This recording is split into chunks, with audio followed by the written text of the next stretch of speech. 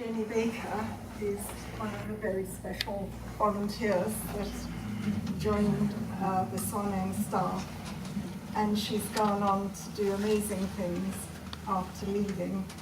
And most recently, her new career is as a minister in the Anglican Church, is that fair to say?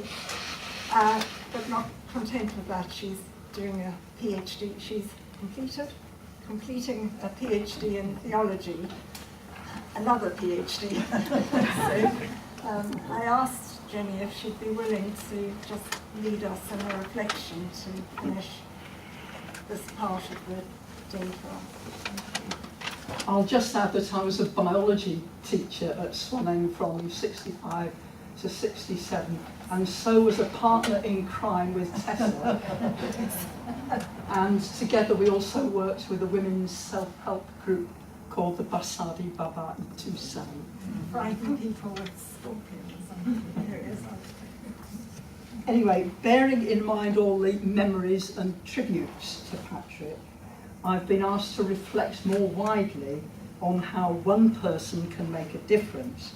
And I'll try to do so with a few dashes of imagination and philosophy, and some of it's a bit speculative, so you can tell me if I've got it wrong afterwards. Imagine the young Patrick standing at a threshold. Behind him is his experience of growing up in South Africa under the apartheid regime, with all that implies. And most recently, he's encountered different viewpoints, has been thinking deeply, and has rejected racism. Ahead of him, at this moment, the territory is uncertain. We can imagine its forms and pathways obscured by mist. He steps over this threshold, over the limen, using the Latin word, and enters what is sometimes called liminal space and time.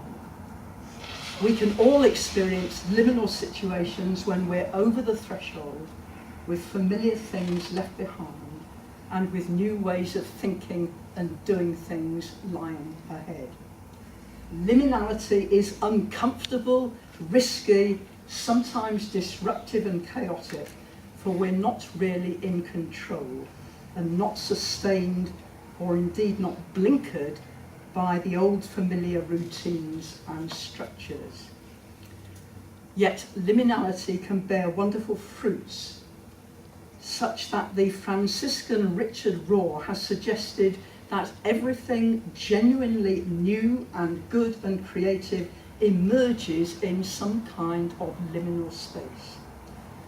This rings a bell for me, for out of that liminality, which Patrick entered with Liz by his side, emerged a huge number of things which are widely acknowledged to be genuinely new, good and creative, including, of course, Swanning Hill School, the other schools, the brigades and co-ops, and education with production.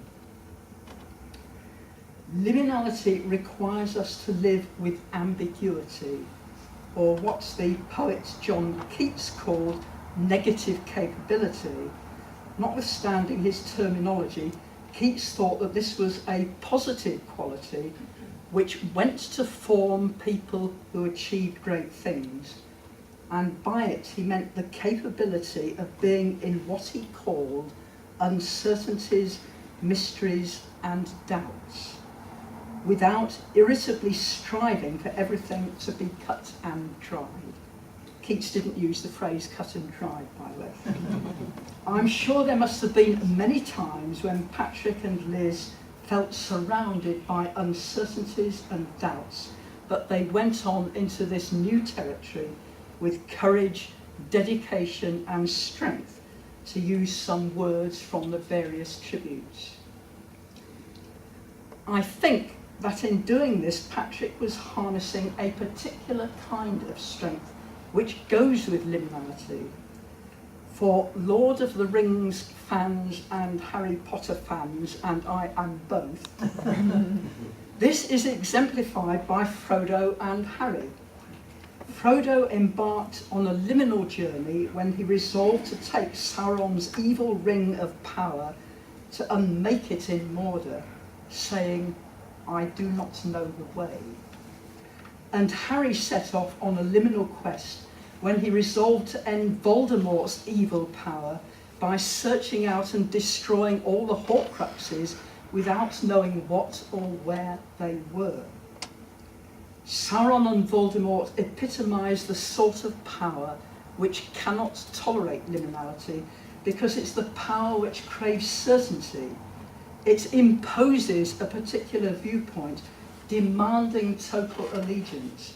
It goes hand in hand with control over others, fear, and the incarceration of dissidents. There are all too many examples in our world today. But there is a different form of power, exemplified by Patrick's story. It's the power which flows out from vision, inspiration, and the bringing about of a constructively creative climate. It involves openness, sharing and working with others, without being seduced by power as a means of gaining personal status. What it achieves survives the death of the founder and goes on growing, bringing benefits to more and more people. Philosophers argue about how it is that individuals can make a difference, and the 19th century produced two theories which may still be encountered today. On the one hand, there's the top-down theory espoused by Thomas Carlyle. I quote, "The history of the world is but the biography of great men." In other words, history is determined by the actions of a relatively small number of individuals, including, to use some of Carlyle's examples, Muhammad, Luther, and Napoleon. On the other hand, there's the bottom-up theory promoted by Herbert Spencer, who rejected Carlyle's approach as too simplistic. He said that before a great man can remake his society must make him. In other words, Spencer emphasised the overall social context which shape leaders and from which they emerge. Weighing up these two theories, it seems to me, is a sort of variant on the nature versus nurture debate. I don't think either of them is quite right, but elements from both theories are needed and that both are encountered in the Swanning story.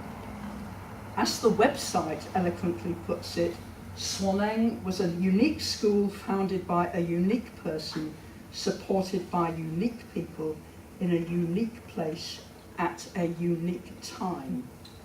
Yes, Patrick was influenced by and had to work with the unique givens of his situation. The political, social and economic circumstances in South Africa and what was then the Bechuanaland Protectorate, not to mention the individual quirks of the many volunteers which he attracted. But that's on the one hand. On the other hand, he brought to bear on them his own unique catalytic qualities, and here are a few of the ways in which these qualities were manifested. His creative imagination saw possibilities for change which he believed could bring about better lives for the many, possibilities which had not dawned on other people. His commitment to this vision and his sense of purpose were so strong that they created his own pathway through the inevitable liminality. His influence was strongly positive because he was able to engage openly with other people with their diverse viewpoints. He believed in sharing and spreading the fruits of his experience, wanting others to grow. Think of an ever-widening spiral. As is the nature of spirals, it's springy and open-ended. In this case, it represents the beginning, the growth, and the future of the Swanning story. And it seems to me that the development of the spiral is driven by three main things. The first is the givens of the situation at any particular time, which Patrick and those who continue the story have to work with. The second is vision or creative imagination, which sees possibilities with and beyond the givens. And the third is faith. I don't mean this in a narrowly specific doctrinal sense, rather a broader dedication to what one is doing, going hand in hand with hope and trust and staying power. Such faith, and hence the growth of spirals, may be diminished or brought to a halt by certain opposing factors. The opposite of faith is often assumed to be doubt, but in liminal situations with their inevitable uncertainties, this cannot be the case. Rather, one has to watch out and deal with other opposites, notably those identified in the following three quotes. The opposite of faith is not doubt, but indifference, said Desmond Tutu, former Archbishop of Cape Town. Patrick was surely very, very far from being indifferent. The opposite of faith is not doubt, but certainty, said Richard Holloway, former Bishop of Edinburgh. For Patrick, the way forward was by no means certain. He was willing to take risks. The opposite of faith is not doubt, but fear, said Bernard Dozier, an American theologian. It was not fear, but Patrick's courage which won out. And so the Swanning spiral, with its givens, its vision and its faith, grew and continues to grow, the great legacy of a great man.